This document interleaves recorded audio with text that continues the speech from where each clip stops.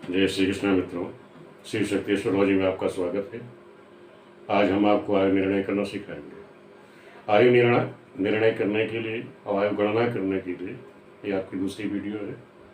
पहली वीडियो में आपको जैवनी विधि से कैसे गणना की और कैसे निर्णय किया ये आपको बता दिया। आज जो बाकी 3 विधियाँ मैंने आपको कहा था सिखाने के लिए वो बताऊँगा। एक तो है नक्षत्र आयु विचार कि नक्षत्र से आप कैसे आयु का विचार करेंगे। दूसरा है केंद्र आयु विचार, केंद्र से आयु की गणना कैसे करोगे। और तीसरा रहेगा कि वो ध्रुवांक, ग्रहों को जो राशियों को राशि ध्रुवांक जो होता है, राशि जो ध्रुवांक मिला है उससे आप कैसे गणना करेंगे। पहले इसकी गणना करना आपको बताऊंगा, फिर इससे आप निर्णय कैसे करोगे आयु के बारे में, वो सारी आज आपको विस्तृत जानकारी देता हूँ, उससे आप लोग ध्यान से सुनिएगा। नक्षत्र आयु की गणना हमें करनी है।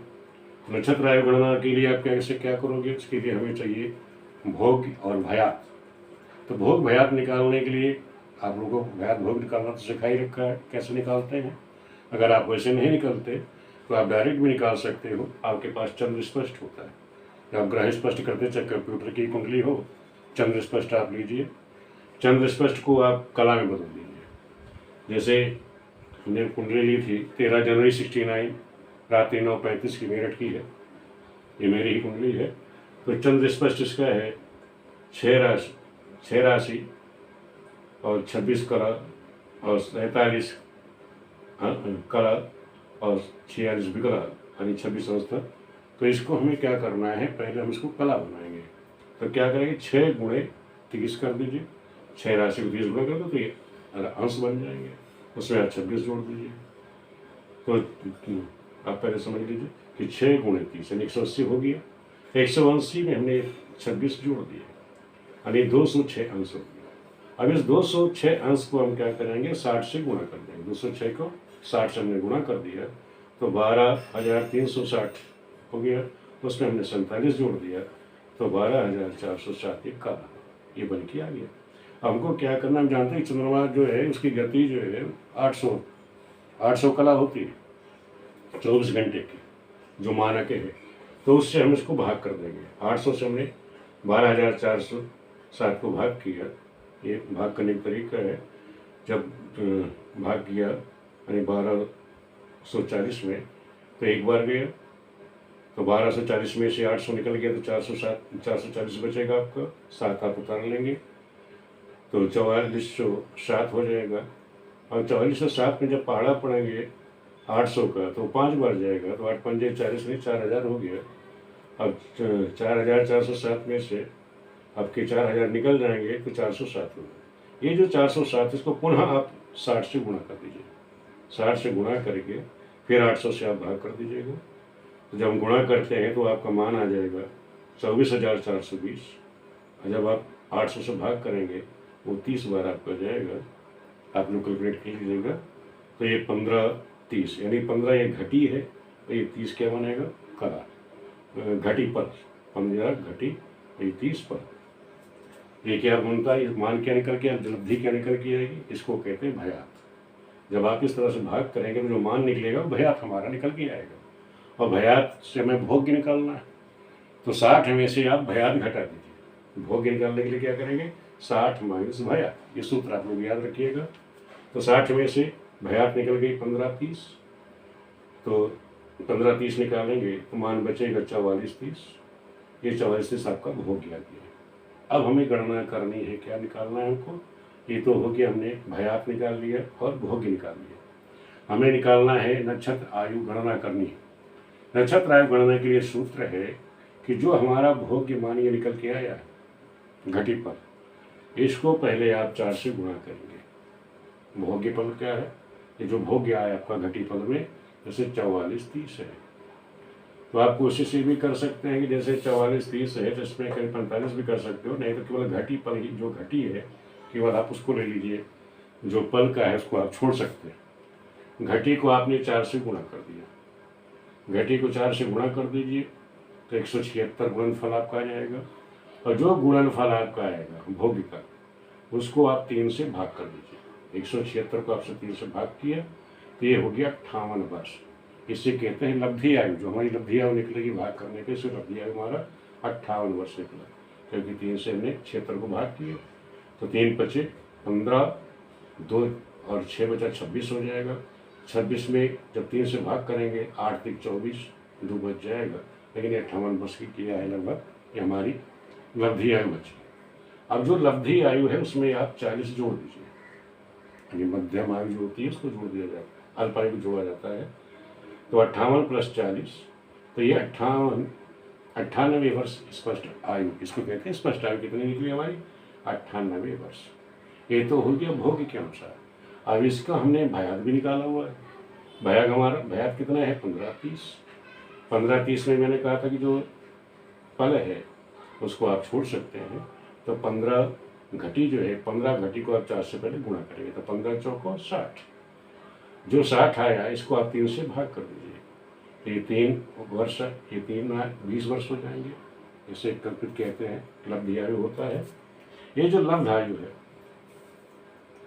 इसे हम बोलते हैं, जब 60 से आप 3 से भाग कर देंगे, ये लब्ध आयु होता है, इसको कहते हैं ये लब्ध आयु। हम जानते हैं कि आदमी की आयु जो होती है 120 वर्ष, जो मानक है। 120 वर्ष में से जो लब्धि आयु आपकी आई है, इसको आप माइनस कर देंगे। वहाँ हमने 40 जोड़े थे, 40 वर्ष आपने जोड़े थे लब्धि आयु में।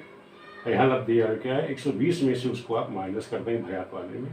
तो 120 में से 20 माइनस निकल गए तो 100 वर्ष। तो उस तरह से निकला है। भोग्य में कितना आया? 98। इसमें आया 100 वर्ष। तब 98 और 100 को आप जोड़ दीजिए, तो 198, 2 से भाग कर दीजिए, 99 वर्ष। यानी इस प्रकार आप कह सकते हैं कि जो नक्षत्र आयु से हमने गणना करी उसमें इसकी आयु कितनी आई?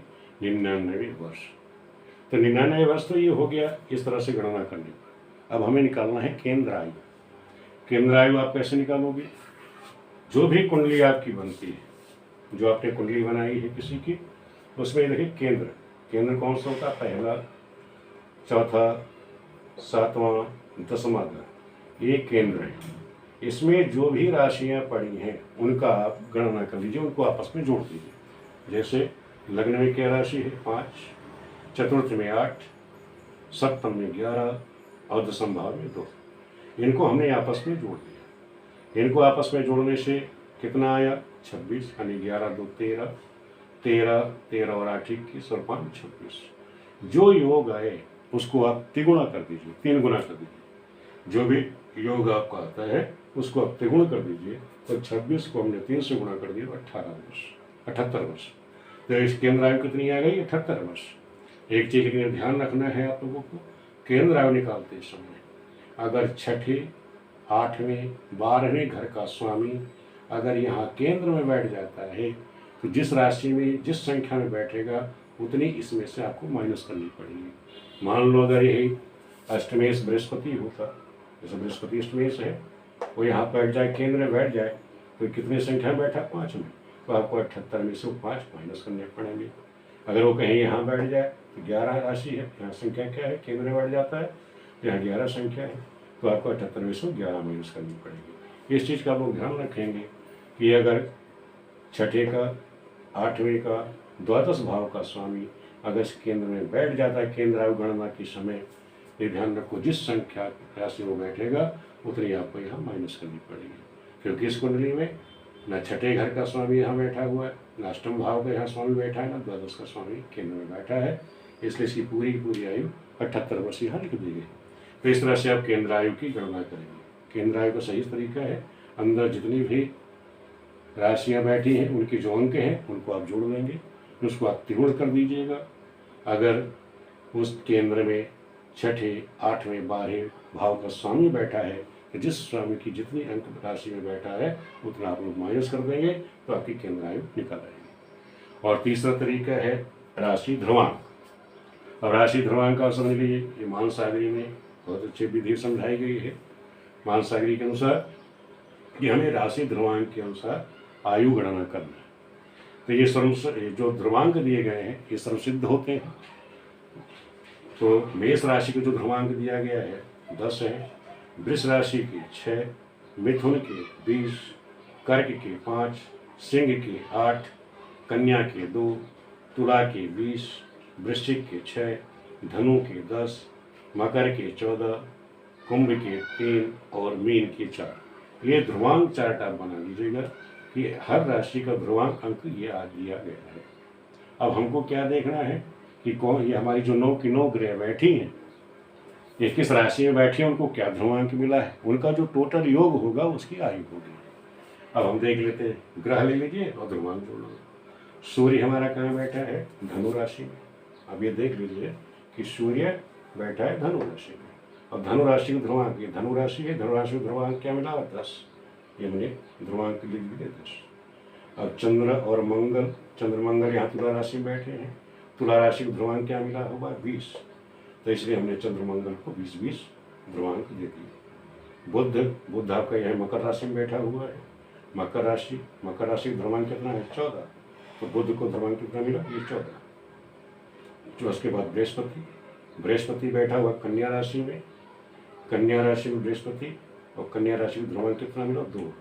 वो 2 अंक लिख दिया, उसके नीचे लिख लो।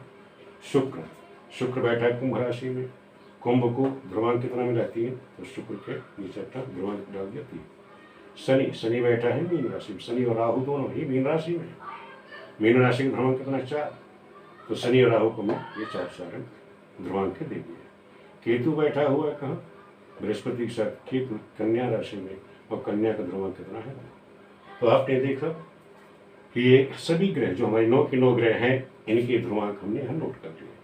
अब आयु गणना करनी है क्या कि इन सभी का हमें योग कर लेना। आयु कैसे करना है? 10 + 20 + 20 + 14 + 2 + 3 + 4 फिर 4 + 2। इस तरह से हमने सबके जो ध्रुवांक आए उनको योग कर लिया। योग करने के बाद आयु कितनी आ गई है? 79 वर्ष स्पष्ट आयु ये आ गई है। अब आपको ये गणना हमने बता दी, अब हम आपको इसकी आयु निर्णय कैसे करोगे वो मैं आपको बता रहा हूँ। अब आपको मैंने सभी चारों विधियाँ बता दी, उसे आयु गणना आपको बता दिया।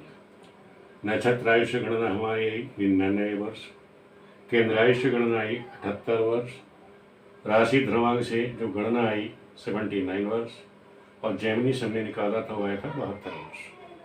अब हमको अपने निकालना है स्पष्ट आयु हमारी है क्या। तो आप क्या करेंगे? स्पष्ट आयु बराबर करना है जेमिनी से जो निकाली थी हमने, नक्षत्र आयु से जो निकाली, केंद्र आयु से हमने जो निकाली, और राशि ध्रुवांक, इन चारों को हम आपस में जोड़ लेते हैं। जो हमारी आयु आई है सबसे गणना करके सबकी आयु हमने जोड़ ली। 72 वर्ष, 99 वर्ष, 78 वर्ष और 79 वर्ष। इन सबको हमने आपस में जोड़ा। जोड़ने पे कितना आया? 328 वर्ष बनेंगे। अब 4 को हमने जोड़ा है तो 4 से उसको हमने भाग कर दिया। 4 से जब हमने भाग किया तो औसत आयु जो हमारी है वो निकल आई। तो औसत आयु हमारी कितनी निकल गई? 82 वर्ष। तो ये 82 वर्ष हमने जब चारों विधियां हमने गणना करी आयु की अलग अलग विधियों से, और उसका जो औसत आया वो 82 वर्ष आ गया। फिर हमने क्या किया कि जब औसत आयु 82 वर्ष आ गई तो हमें देखना है कि 82 वर्ष में इनके जीवन में हो क्या है, क्योंकि जन्म हुआ 1969 में हमने 82 वर्ष जोड़ दिया। तो 9 2 11, 8 6 14 15, 9 में 0 जुड़ जाएगा, ये भी सनी 2051 ये सन आ गया, 2051 सन आ गया। अब हमने विश्वोत्तरी चेक करी उनकी, जिसकी कुंडली थी कि चेक करी विश्वोत्तरी कि 2051 में दशा क्या चल रही है। अब हमको यहाँ निर्णय लेना।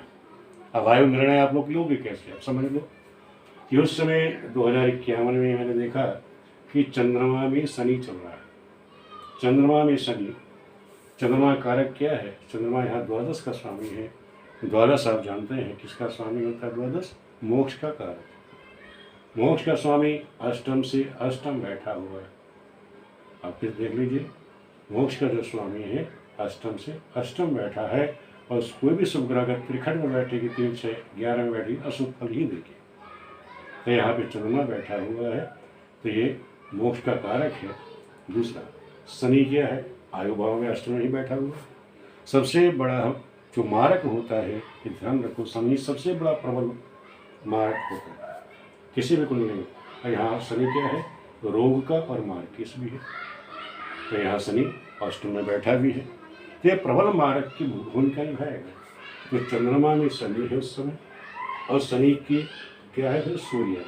अभी आपको हम बता दे रहे हैं कि चंद्रमा में शनि जो है ये कब तक रहेगा, 20 अक्टूबर 2050 से लेकर 6 मार्च 2051 तक रहेगा। 51 तक हमने निकाला हुआ है। तब स्थिति ये देखनी है कि जो शनि की दृष्टि, लग्नेश कौन है, लग्न जो शरीर कौन है, लग्नेश, शनि की दृष्टि सूर्य में पड़ रही है। शनि की दृष्टि सूर्य पे पड़ रही, यानी आत्मा को और शरीर की हानि कराएगी। कब कराएगा, अब चंद्रमा भी शनि, मैंने कहा चंद्रमा क्या मोक्ष का कारक है, शनि आयु का कारक है, और सूर्य क्या है, आत्मा शरीर का है। इस कुंडली में शरीर का कारक। ये कब शुरू होंगे, 20 अक्टूबर 50 से लेके 19 जनवरी 2051। अब ये समझ लो, यहाँ जो शरीर को कष्ट देना है, इस कुंडली में शनि और चंद्र ने जो कष्ट देना है शरीर को, तो इस समय शारीरिक जो व्याधियां हैं, कष्ट, ये इस समय प्राप्त कर लेंगे। और चंद्रमा में शनि, शनि में जैसे ही चंद्र आएगा, क्योंकि चंद्रमा मोक्ष का कारक है, ये मोक्ष देने का कार्य करेगा, यानी मृत्यु का समय ये निश्चित हो जाती है। क्या है, 19 जनवरी 51 से 6 मार्च के बीच। ये तो हमने कन्फर्म कर लिया कि ये मृत्यु का समय है, जनवरी से इतने बीच में। अब कौन से तारीख में, कौन से घटी पल में, ये गणित विधियाँ जो हैं वो मैं आपको अष्टक वर्ग से जब आयु साधन करना बताऊंगा, अंश आयु के द्वारा आयु गणना जब सिखाएंगे, या पिंड आयु के द्वारा आयु गणना, जिसे कहते हैं गणित के द्वारा आयु साधन, जो जब गणितीय पूरी ही कैलकुलेशन होगी, जो आपका स्पष्ट, आप ग्रहों का स्पष्ट निकालते हैं, उसके द्वारा जो आयु गणना की जाती है, उसके द्वारा हम लोग हर मिनट का, हर सेकंड का, हर घड़ी का तक का हम लोग कैलकुलेशन करते हैं। तो आपको हमें ये वर्ष तक आपको बता दिया कि आप इस वर्ष में कहाँ तक आप लोग सफल हो जाएंगे। ये वैदिक विधियाँ हैं, जो वैदिक विधियाँ दी गई हैं, ये चारों विधियाँ अगर आप लोगों ने कर ली तो आप एक सटीक आयु की गणना कर सकते हो, आइडिया अनुमान लगा सकते हो कि आदमी की मृत्यु कब होगी, किस वर्ष में होगी, कि यहाँ तक आप जैसे महीने तक आप निकाल रहे हैं। अब उसमें तारीख और समय ही डिसाइड करना बाकी रह गया। ये विधि मैं आपको बाद में समझाऊंगा, जब आपको अष्टक वर्ग के द्वारा, पिंडायु के द्वारा और अंश आयु के द्वारा जब गणना करना सिखाऊंगा, तो उस विधि के द्वारा मैं आपको बताऊंगा। आप लोगों को वीडियो कैसी लगी, और वीडियो देखने के लिए आप लोग जो है चैनल को सब्सक्राइब करते रहिए, वीडियो को लाइक करते रहिए, और जो भी कमेंट आप लोगों को करना है वो आप लोग करते रहिए। जो चीज़ समझ में नहीं है उसे आप कमेंट करिए, मैं आपको दोबारा समझाऊंगा। तो आयु साधन के लिए आपको मैंने 4 विधियाँ बता दी, इसको आप लोग अगर आप दिमाग में बैठा लोगे तो आप आराम से किसी की भी आयु साधन आप लोग कर सकते हैं। वीडियो देखने के लिए आप लोगों का बहुत बहुत धन्यवाद।